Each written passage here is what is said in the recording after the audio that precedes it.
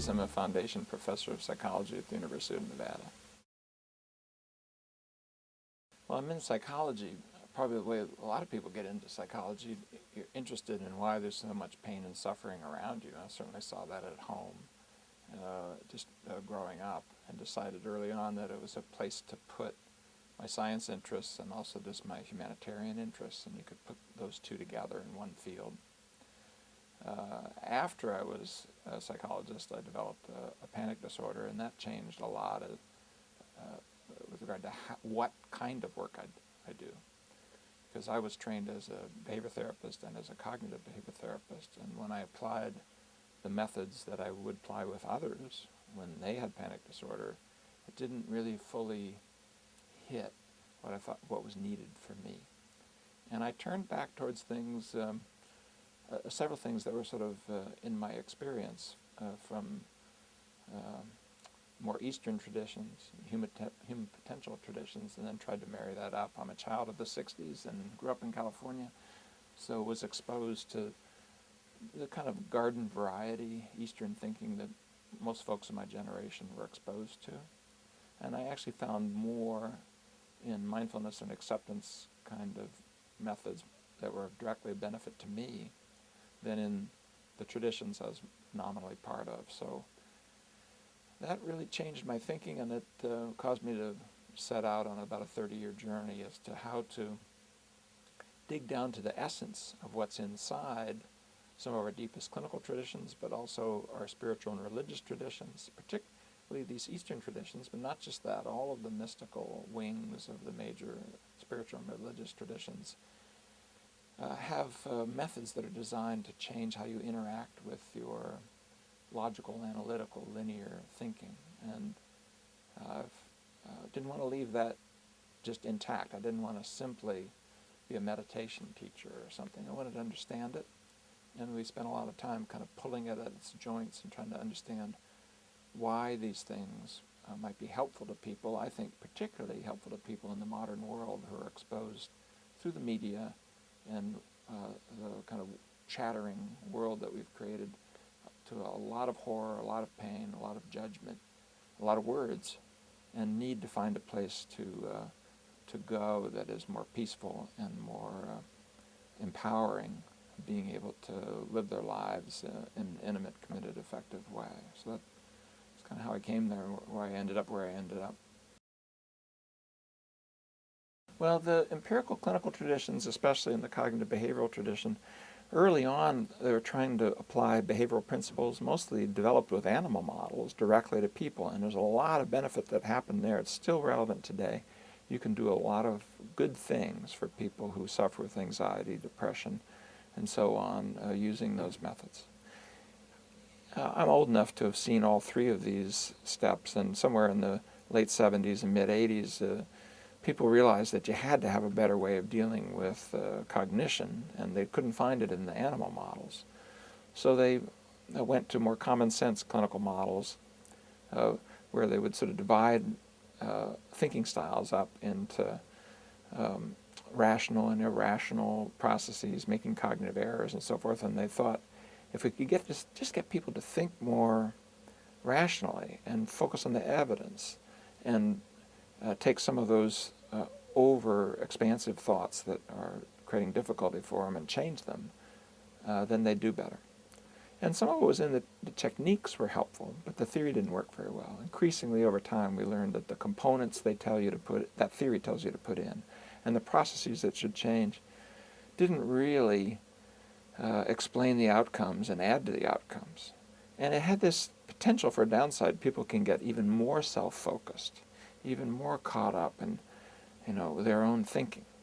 And we're part of a newer sort of third generation of that tradition that is using acceptance and mindfulness practices and values, commitment, behavior change practices, and marrying them up.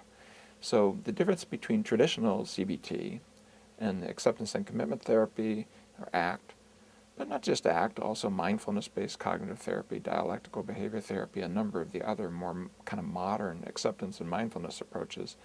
And so instead of teaching people to detect, to challenge, to dispute and change their thinking, We teach people to notice what they're thinking and to notice what they're feeling, what their body's doing, learn from it, but then focus also on their values and getting their feet moving towards the kinds of lives that they want to produce to have a life worth living. And it turns out that that's, we think, a quicker and more direct way, a more certain way to moving ahead in your life than first trying to get the cognitive ecology inside this skull of ours all lined up with an ability to detect our logical errors and correct them and so forth. Meanwhile, the clock is ticking. There's relationships to have, children to be raised, work to be done, contributions to be made, and you're waiting to get the world within all lined up. We think it's more effective to find a way to back up from that a little bit, notice it, see what's there, learn from it, and move ahead directly towards the kind of lives that you want to produce. And it turns out those processes are not just in therapy, but in this office, in your home, in schools and organizations. And so the ACT work has very quickly expanded out from psychotherapy into behavioral medicine, and from that even into organizational work, and now into prevention work, and into communities and schools. So it's kind of exciting to see psychology touching people where they are, so in the streets, in a way that is empowering and sort of simplifies what it is that people need to learn to be more effective and happy, successful, vital in their lives. A couple of things. If someone watching this were to focus on what pains them the most, and then would take the time to look inside, what do I care about such that that's particularly painful? They're probably going to find a significant area that they value. Give an example. Most people are hurt deeply by betrayals in relationships. And what your mind tells you to do is, don't be so vulnerable. Don't be so silly. Don't open yourself up. Don't be so trusting. You can be betrayed. In fact, the reason why you hurt so much is that you want relationships that are loving, committed, intimate. You want trust. And what your mind's telling you to do in a way is don't care about that so much so that you won't be hurt so much. It might be better to really get up against and sort of contact that caring and maybe take a more loving stance even with your own pain and keep your feet moving towards what you really want. Because the cost in terms of intimacy and connection and caring that comes when you try not to be vulnerable, when you're constantly looking out for betrayals of trust, is too great. It makes it very hard to have relationships of the kind that you really want. So there's an example. One, look where the pain is, flip it over, you'll find that's where the values are. Another one is just to think of the times that you felt most with yourself, most connected, most vital, most energized, most flowing, natural. And if you take some of these specific memories and you walk inside them, you're going to find that there's things in there that you care about. There's things in there that, when it's really working well, that are kind of a lighthouse, like a beacon in the distance that you can move towards. You never fully reach these things. I'm going to give you an example. There are times when you felt especially important to another person, or cared about, or loved, or accepted. Well, loving relationships aren't something you can have like a precious little jewel you put in a box and then put on your shelf. It's something you walk towards. And there's always difficulties. There's always pain in relationships, but you can keep walking towards that beacon in the distance. That process, that journey is called life.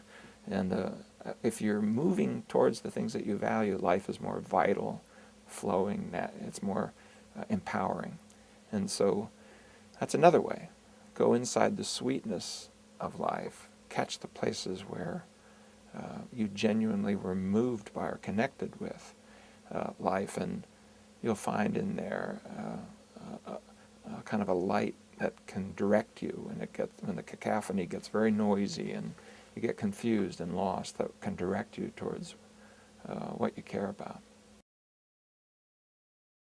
Might be a little bit because this psychology is a psychology of the normal. A lot of the psychologies that are out there are built on the psychology of the abnormal. We have all these syndromal boxes that we can put people in and so forth. The actual evidence on syndromes is not very good. I mean, there's no specific biological marker, for example, for any of the things that you see talked about in the media. Even things like schizophrenia, there's no specific and sensitive biological markers for these things.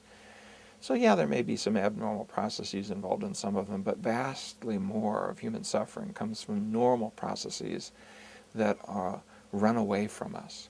Like normal processes of problem solving work great on the world without. When it's applied within, you too easily get into a mode of mind where you can start living when the problem of your history is solved. But your history is not going to go away. It isn't the same thing as dirt on the floor or paint peeling off the walls. It's not going to be solved in that way. It's more like learning how to carry it, to contact it, to see it. Because it's based on the psychology of the normal, well, the therapist is part of that too. And so when the therapist gets in there and is working on acceptance and mindfulness and values, they too are working with those very same processes. And so it requires a therapist not to be a master at it. You don't even have to be good at it, but just to see the value of it and to be willing to look at their own difficult emotions and thoughts and find a way to carry them gently in the service of the clients that they're serving. So, for example, if a therapist is feeling insecure in therapy, a lot of therapists will try to sort of push that to a side to try to do the therapy. Instead, we would ask people to get with that feeling of insecurity, because after all, the client is being asked to do the same thing. So it tends to be relatively intense, interactive, horizontal. It's not one up. The therapist is in the same soup. And it has a kind of a quality of two human beings in the same situation, really, working through these psychological processes. And yeah, I'm working for you. You hired me. I'm working for you as a therapist, but I'm not up here and you're down there. And what you're struggling with, at other times and with other areas, I'm struggling with. Well, and even more than that, I mean, I mentioned even in this office, the same processes are there. We've done research showing that ACT and the processes that underlie it can help things like, can secretaries learn new software? Can therapists learn new methods? What about stigma and prejudice between people? So it isn't just in the psychotherapy areas. And why that would be, as an empirical fact, there's a pretty enormous breadth to these methods. And why that would be, because everywhere that a human mind goes, these processes of avoiding the world within in order to try to regulate your behavior, or becoming entangled in your thoughts, interfering with your ability to take advantage of what's around you, or losing contact with your values for fear that you'll know more about the places where you hurt. Those kinds of processes are just normal psychological processes that are built into language and cognition itself. They're built into problem solving. And so if you take the mode of mind that works great in 95% of your life and apply it within, it then implodes. It starts creating barriers, and that's true at work, it's true in organizations, it's true in our culture, true in our politics, and yeah, it's true in our consulting rooms. So the reason why it spreads out, we have pretty good evidence for this. I know it sounds a little grandiose, but the mental cognitive processes that we're targeting are ones that narrow human beings' repertoire and make it harder for them to learn, to be more flexible, to take advantage of the opportunities in front of them. And we think that's something we can have something to say about and something to help with in all of these different areas, maybe even in areas like child development or organizations and schools, or maybe even things like prevention or how peoples interact with each other, one to the other. So we've taken the work, for example, into things like prejudice and stigma, because in the modern world, if we can't solve that, we have planes flying into buildings, and then we have planes flying over countries. The amount of hate and objectification and dehumanization that's on the planet isn't something we can tolerate anymore in a world that's coming of suitcase bombs and the ability to amplify that hate out into harm towards each other. So it applies broadly because anywhere that a human mind goes, these processes go. You know, there's many different definitions of it. I think one dangerous definition of it is to think of happiness as kind of a warm, joyful, muscly feeling in your heart that you have to pursue and grab and hold on to for fear that it'll go away. I mean, it's fun when you have those feelings, but we know, and the evidence shows, the more intent you are of having those feelings and chasing those feelings, that's a butterfly that flies away the more you chase it. A better way to think about happiness, that it actually is something that I think you can reach toward, is it's living in accord with your values and in a way that is more open and accepting of your history as it echoes into the present. That's more self-affirming, self-validating, and values-based. The Greeks had a word for it. They called it eudaimonia, and it's not a bad definition, and I think that definition of happiness is something that will empower human lives. The definition that we have that gets very hedonistic and emotion-oriented, the problem is there's too many quick and dirty ways to chase that in ways that end up being unhelpful to people. If you avoid the feelings of betrayal and the sense of insecurity that comes in relationships that aren't working, by running into detuned relationships, by sexuality that isn't connected to intimacy, etc. Yeah, you might feel good, but it doesn't live well. If you just have another martini or even more severe forms of substance use, yeah, it might feel good, but it doesn't live well. And if you escape into, kind of a materialism and the right car, the right woman, the right house, the right trip, the right place, the right job, the right, praise, these things, all of the folks who are wiser in our culture, over the history of our culture, have written about the dangers of trying to define a meaningful life that way. But commercial culture and our media is constantly encouraging us to think that if we feel good, we live well, and then we're only too happy, thank you very much, to sell you goods and services, from the dancing ovoids of the pill you can take, or the trips, or the cars, or the clothes, or the women that you can get with, whatever that is that will give you the quick route to that. And it's an empty promise. I think young people know it's empty, but they're not quite sure what to do. And I kind of look at what's on the T-shirts and I see another solution, which also worries me. I see just do it, no fear. This kind of suppressive response to the treacle that the culture tries to define for us as a meaningful life also blows up on you. No fear is not something that you should put on your shirt. How about, I can hold my fear and still connect with you? Put that on your shirt. It's okay to be me with all of my history. Put that on your shirt.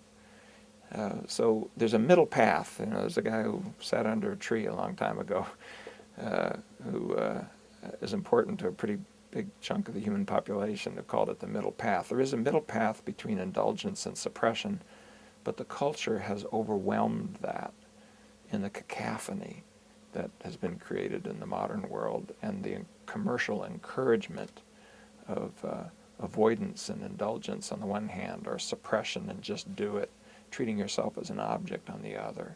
We've got to find a way that's more compassionate, softer, that allows us to move forward towards the kind of lives that we really want to live. I think the commercial culture, and also science and technology, after all, which gives us greater ease, but also makes it harder for us to sit with the small amounts of distress that come just by living itself, is probably the combination of the commercial culture and the media culture and the science and technology has probably made it more difficult in American culture. But I think it's built into language and cognition. It was only given some counterweights. The major institutions that are there are spiritual and religious traditions, which emerged very early on, at the point at which human language grew and written language, created kind of the problem that we can have now with language kind of running away from us. And those traditions have weakened too in our culture, and they've changed. So we probably do. It isn't that we're chasing happiness. I think we have the wrong model of happiness. Defined as eudaimonia, defined as a values-based life of integrity and fidelity to yourself and what you most deeply want to stand for. That definition of happiness, man, that's the kind of life I want to live, and I think will support people, will sustain people. But this cheap thrill version, the sort of ease definition, the feel-good definition of happiness, is an empty promise. And the culture in the West, I think, has done a particularly bad job of this indulgence in that vision of what happiness is and encouraging people to chase it. And I think we can see in the growing amount of problems that we have in the developed world that it's an empty promise. And I'll give you an example, not from the U.S., but in Scandinavia, probably the most worker-supportive part of the planet. They have the highest rate of chronic pain and the greatest rate of worker-related disability. So right inside this idea that any kind of pain and difficulty is so much unwelcome that if you say that you're in pain, we're going to come in guns a-blazing and even pay you full salary to quit work because you're burned out, or to, inside that, what you're going to create is gigantic amounts of chronic pain syndrome. The Scandinavians spent 15% of their gross national product on disability. 50% of the public health nurses are on disability. And that's where we're headed in the U.S. too, because unless we get wiser as how to carry the difficulties of life in a way that's self-compassionate and empowering, we can create this kind of world in which we'd rather sort of plug into the matrix with whatever pills or escapist tendencies we can think of, instead of walking through a process of living that's going to include loss. It's going to include limitations on functioning. It's going to include some significant difficulties. We need to learn and teach our children how to do that, and the West is just doing a terrible job of that right now. I want good science, and Big Pharma is only too happy to give us bad science, because the way the FDA is set up and what the requirements are, these are geek topics, and the normal person wouldn't really know how to evaluate it, but you only require a certain number of randomized trials. You don't have to have the proper control groups. You can have the blind to be penetrated. People can know that they're on the medications, which we know there's a big placebo effect inside medications. So the science is often inadequate. The best science is out there, then that's fine. Let's go there. And there's decent science. Let's take something like antidepressant medications. There's decent science saying it has an effect, but it's shockingly small. After you control for penetration of the blind, people knowing that they're getting the active pills versus sugar pills, if you use an active control, it's probably only a few points. Like in depression, on a 56-point scale, the estimate is it probably accounts for about 2 points difference. But it's a multi-billion-dollar industry. And by the way, has huge side effects. And some of these medications, 40% of the people taking them have significant sexual side effects, for example, and that's just one. The level, a single antidepressant medication can be worth $1 billion to a company. So I want good science, and I want it to be realistically marketed. I think all these commercials that we have, are only 2 countries on the planet that allow pharmaceutical companies to market directly to people, New Zealand and the United States. It's a bad idea, in my opinion. I think that it ought to be better regulated. And when it's presented to people, it ought to be presented in a way that's realistic. For example, often people will prescribe these medications and will say, you have a brain disease, you'll have to be on these medications permanently, it's because you have a brain disease. Well, brain disease, there would be a specific biological marker for the so-called disease. There is no biological marker for depression. It's not true. that we know that it's a brain disease. Is the brain involved in depression? Yes, the brain is involved with what you and I are doing right now. If neither one of us had a brain, we wouldn't be having a conversation.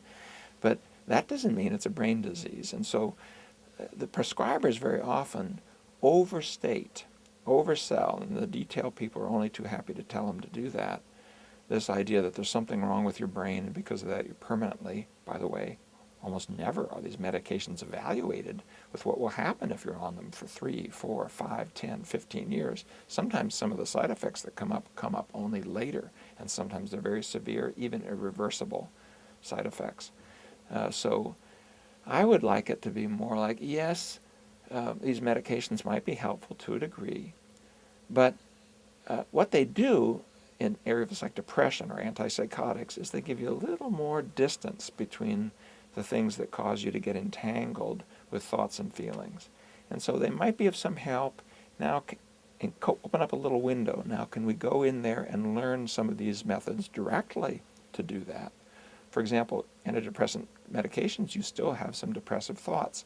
Antipsychotic medications, you still have some psychotic symptoms for the vast majority of the people taking them. But it gives them a little separation, and it doesn't control his behavior as much when you have a sad feeling, difficult thought, an odd perceptual experience. We can teach people those exact skills in therapy.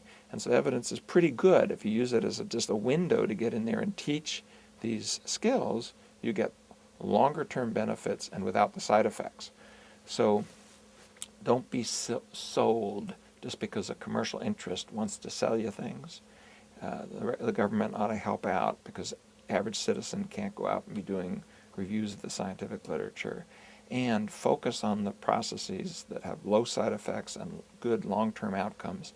Right now you're going to find those in the psychosocial area and the therapy area, in the empirically supported treatments, such as ACT or cognitive behavior therapy, and go there first rather than going to the pill bottle as if it's going to be the end of your journey. It's going to solve the problem.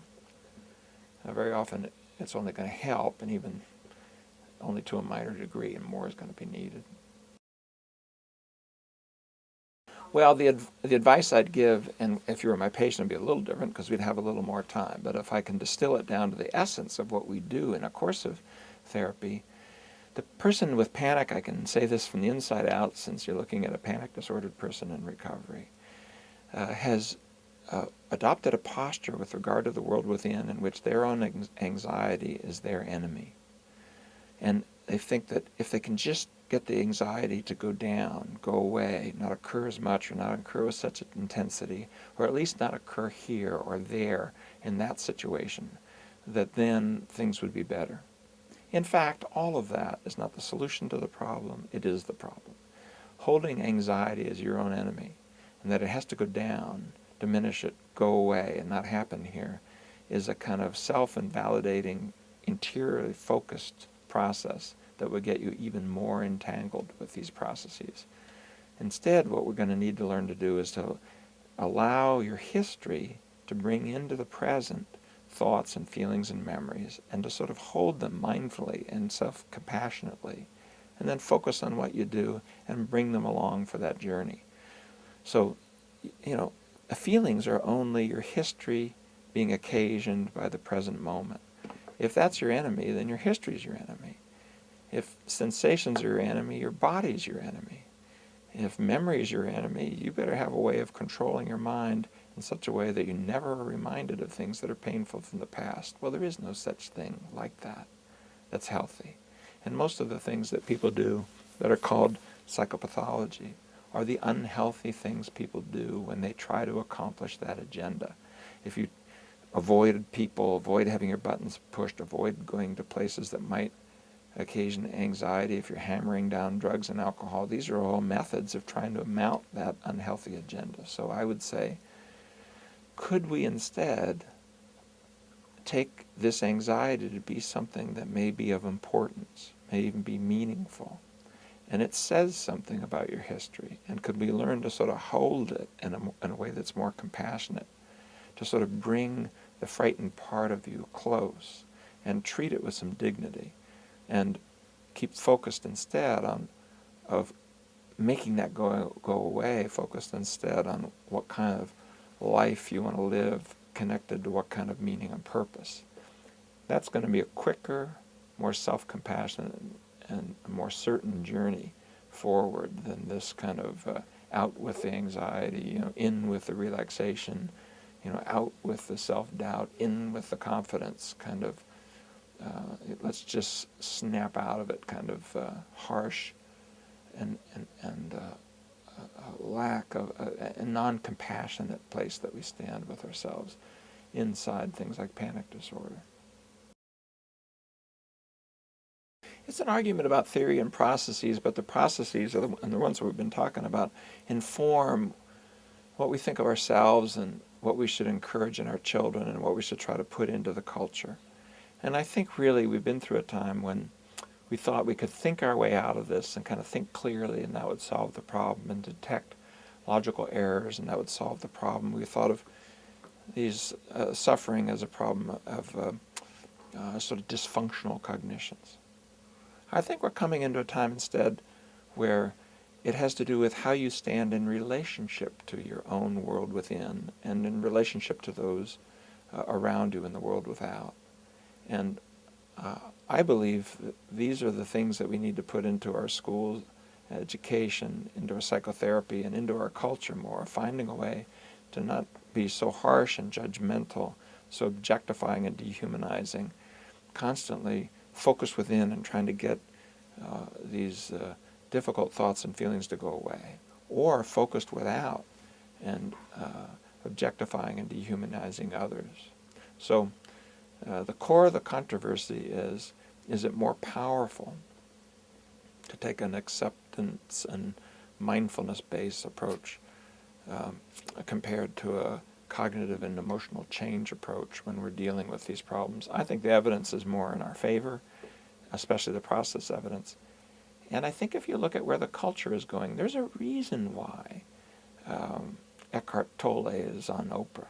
There's a reason why the Purpose-Driven Life is a bestseller, quite apart from appealing to evangelicals and the Christianity that's in it. It's also, there's a yearning for meaning, for values, and for mindfulness and acceptance, because we've created a modern world where our children are exposed to 10, 20, 30 times the number of words that our great-grandfathers were exposed to. And we're exposed in a single day or two to more horror on our internet web pages than our great-grandfathers were exposed to in decades of living. And we have not created modern minds for that modern world. Science and technology has just dumped it on us. And I think people yearn for it. I think you see it in what's popular, and why are people wanting to learn about meditation, and why are they going on mindfulness retreats, and why are they talking about a purpose-driven life? It's because they know more is needed in the modern world, and that's the core of the controversy. I think it's pretty clear in how things are moving in the empirically supported treatments that we're going to be speaking to the culture in a different voice. It's not going to be the loosey-goosey voice of the 60s, but it's going to have some echoes of some of the deeper clinical and spiritual and religious traditions that had wisdom in it. If we're not going to get there through religious means and things of that kind, which greatly has weakened in the West, we're going to have to find a way to put it in the culture in a different way, because we need something right now other than yet another cable shoutcast or yet another internet web page showing us the cellulite on the actress's rear end. I mean, the amount of sort of judgment and harshness that's in our culture. We need something that's prophylactic for that, and I think that's what's inside these new methods. What keeps me up at night in a positive way is the possibility that we might contribute to the development of human culture in a way that, years from now, people who will never know our names may be able to live more empowered lives. And, if you ask, what is the name of your great-great-great-grandfather? You probably don't even know if you get 3 or 4 greats out.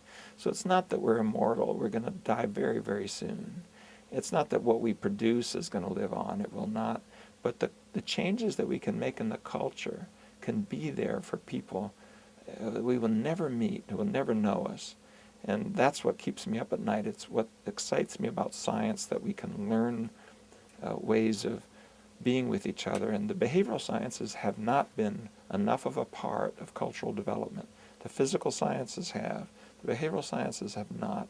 And I would like to see if we can bring some things into human culture that would humanize and soften and empower people. What keeps me up at night in a negative way is if we don't solve these problems of the human heart and of the human head, of human psychology, there is no technological solution so great that it can prevent the world that is coming in a world of suitcase bombs or of the ability to pollute the planet in a way that it cannot recover, of global warming and the rest. We've created, through science and technology, a different world that has frightening sides to it. And psychology and behavioral science has to be part of this, because if you take something like the so-called war on terrorism, if we go out another 20 years and it isn't just planes into buildings, but it's a suitcase bomb in the middle of New York, there's not enough soldiers and there's not enough bullets to kill enough people to make us safe. I think we're going to have to find a way to humanize the culture itself. And it isn't just them, it's us. When we fly buildings, fly planes over countries, dropping bombs on the evil ones, I think we're doing something very similar to what's being done when the infidels are getting their comeuppance with planes going into buildings. So it's gotten to the point where if we are not healthy psychologically as a human society, we will not have a planet to live on. And that's what keeps me up at night when I see so little focus on the behavioral side of these problems, and the idea that just politics or just physical science is going to solve this, or just the military. It's not true. We have to solve this, and we've got to solve it in our own heads and our own hearts, one at a time. And I think psychotherapy actually tells us a little bit about what we might need to do to soften the culture and make it more possible for us to live together as human beings on this planet.